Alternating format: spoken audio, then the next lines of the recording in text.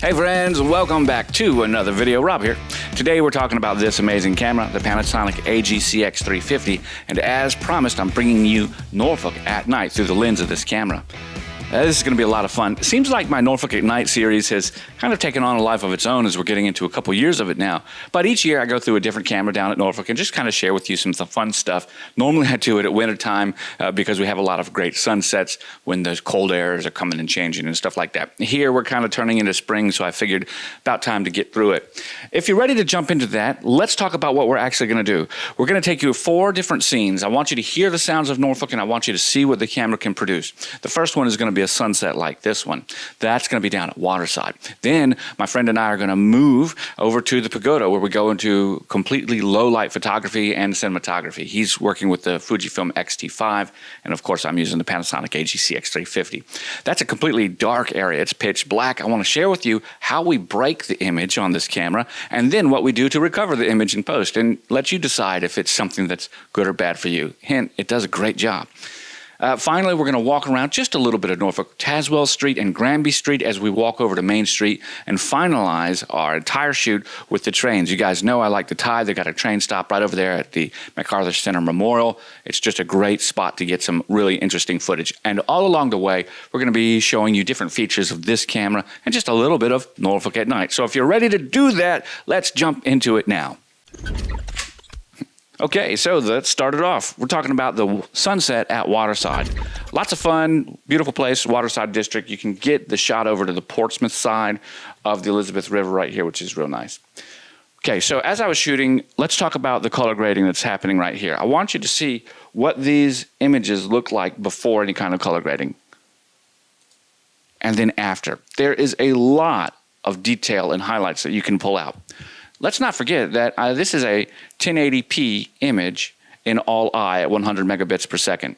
Of course, I'm shooting in 23:9:876 for my frame rate, and I'm using twice the shutter rule, so 1/48 of a second. And in this instance, since I'm shooting into the sun and I want a contrasty background, I'm using no gain. And I've got my aperture over here right around f8, f9, something like that, so that I can do this big, long zoom.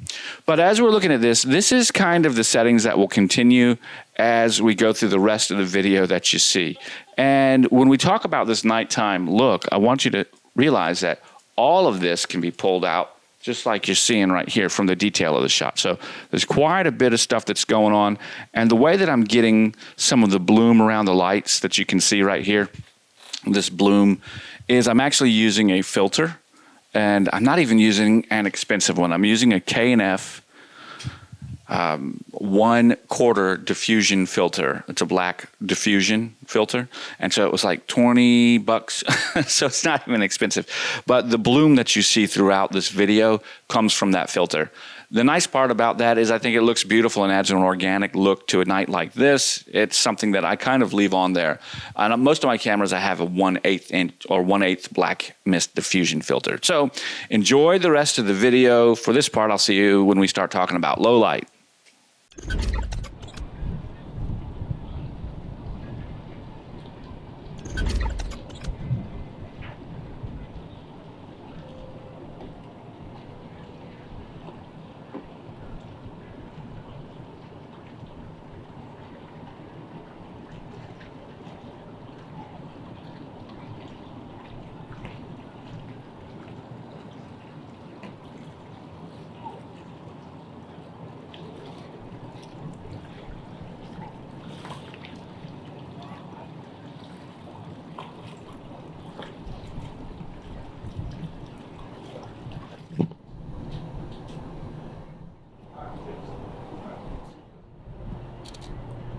Thumbs up.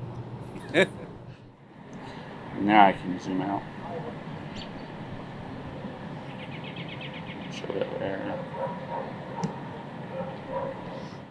Would be like 30 people long to get drinks. He just cut it every time. Right at the front, he'd be like, I'll have 2 mix. Were you voted best person by the time?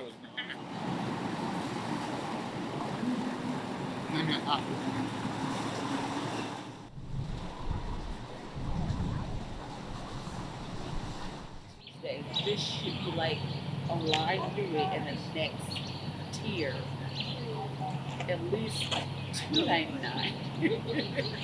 And she was like, the manager already said she's never marking those down. She just looks off. And I was like, Okay, beautiful, right? You see that sunset? Gorgeous, gorgeous imagery.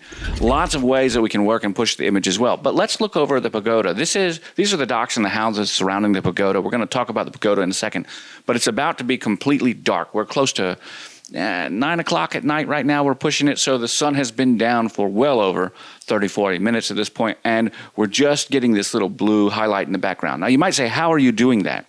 Well, I've had to go ahead and actually put the camera in very high. I'm up at 12 decibels, and I'm using my synchronized shutter. So instead of shooting at 1/48th of a second, I'm shooting at 1/24th of a second, and I'm pushing 16 decibels of gain in this shot right here. And look at these beautiful colors that we see. Okay, there's no particular post-production that goes on to change this other than a little bit of color temperature. Even look at this. So there's been no highlights or anything recovered, just saturation.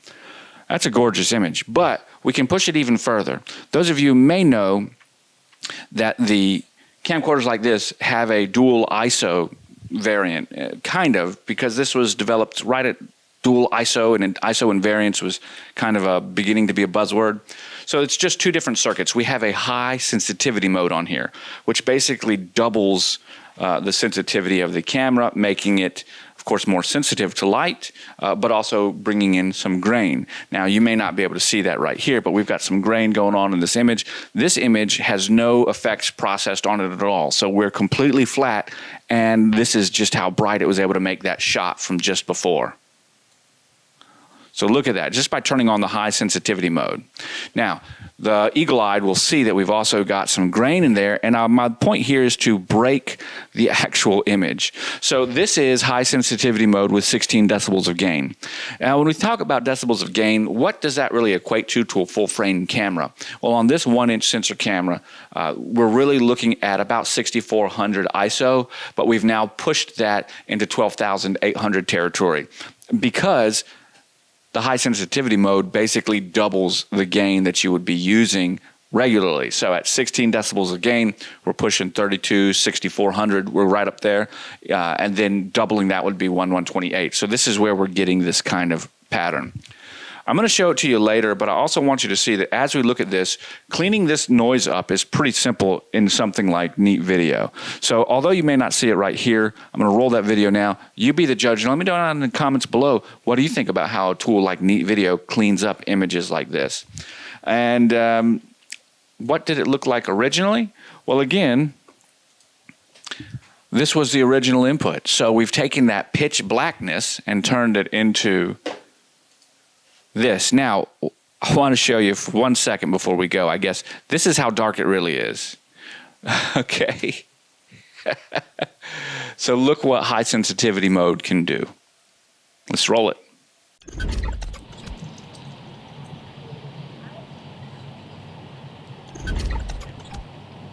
And you have to create the illusion of motion. So you need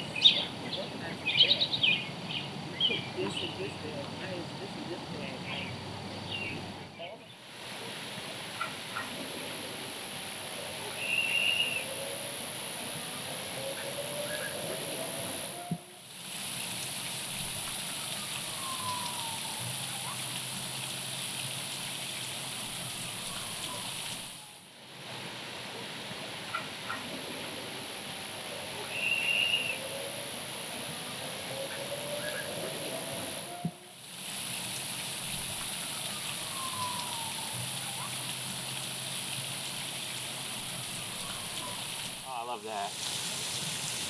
Cool.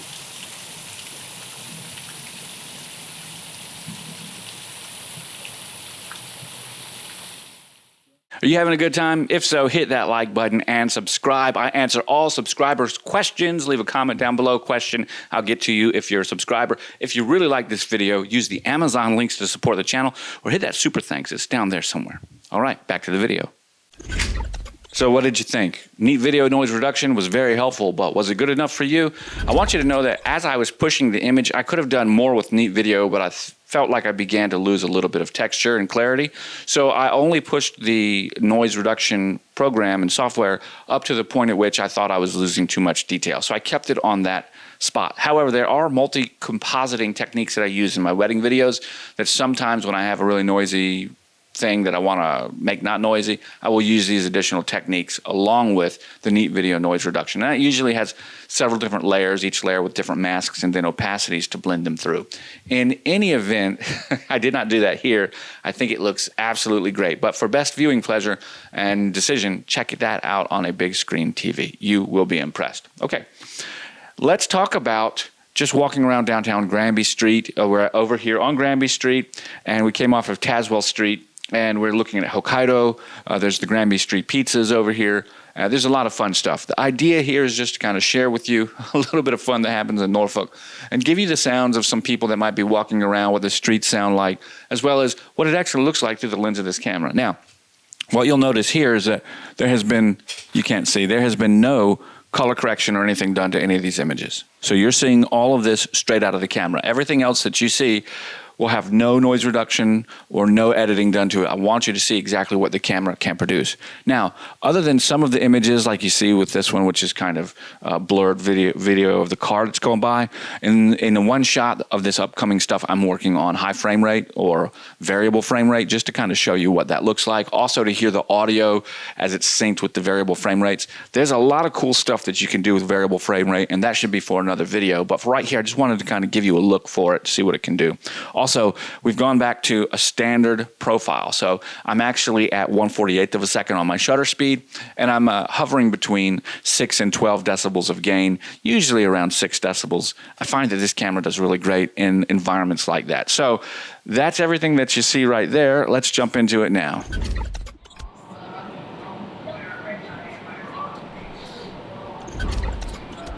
That's the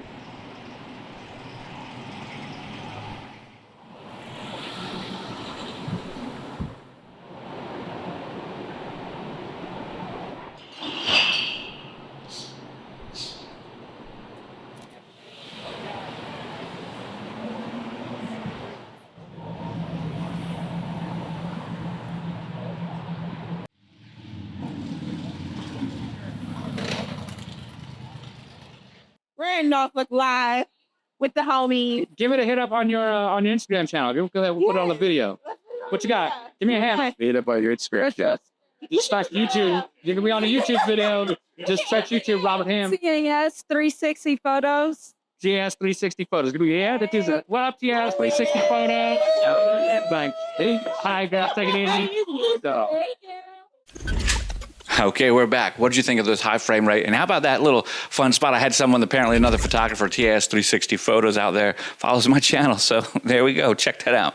Lots of fun.